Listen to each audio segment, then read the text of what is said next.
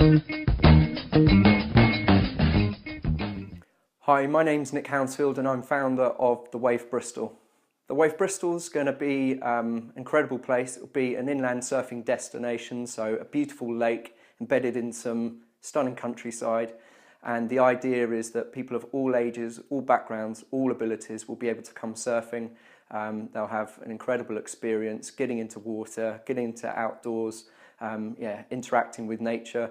And from our perspective, it's then an opportunity for us to deliver some important messaging and education around health, both health of individuals, both mental and physical, but also the health of the environment.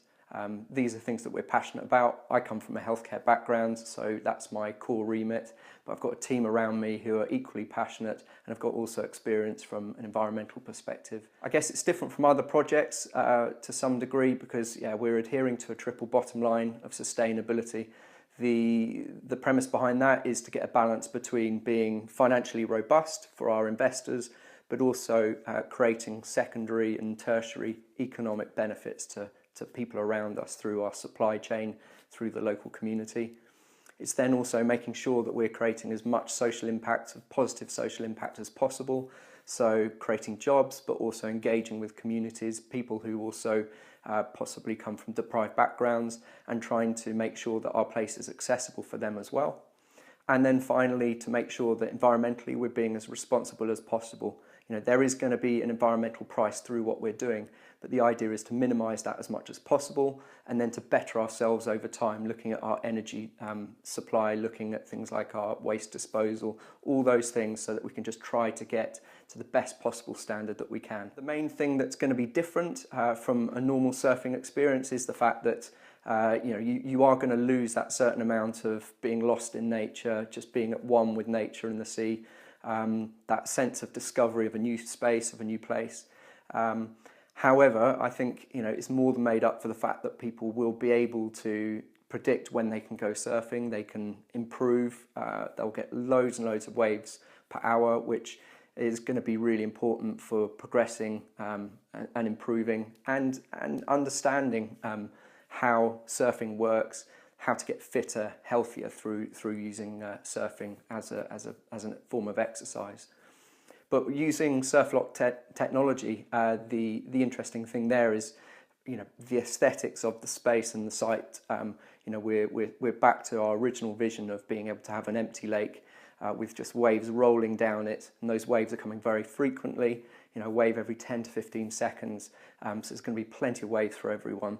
And more importantly, or just as importantly, the ability to then paddle back around, back to the takeoff point again. So people are getting fitter, they're duck diving, they're understanding how water moves and works.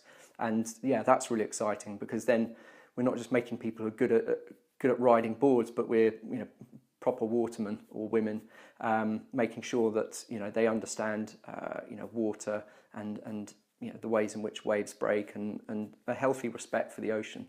So that when they do go to the beach, that they understand, the etiquette, they understand how, currents move and how banks can peel off waves left and right. So it's really important.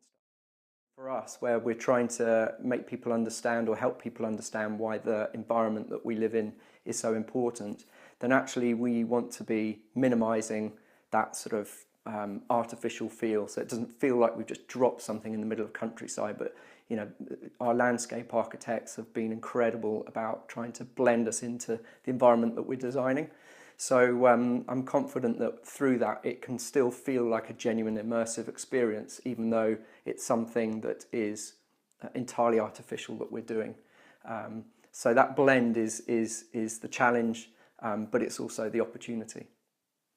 In terms of timeline, so at the moment we are discharging some planning conditions, which is normal with any development.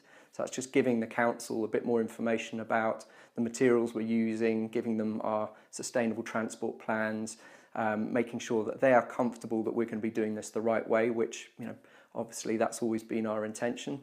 And then once that's all been done and those conditions are discharged, we're then on site digging, constructing, and still on track for a 2016 opening. The main thing from our point of view though is about optimising the actual surfing waves.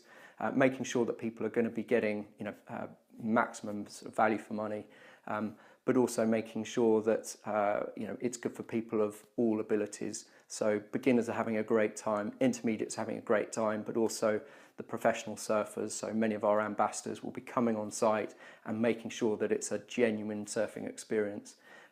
We've also got the crowdfunding rewards, which we're going to be making sure that they get their really decent allotted time to get tons of waves before it's open to the public.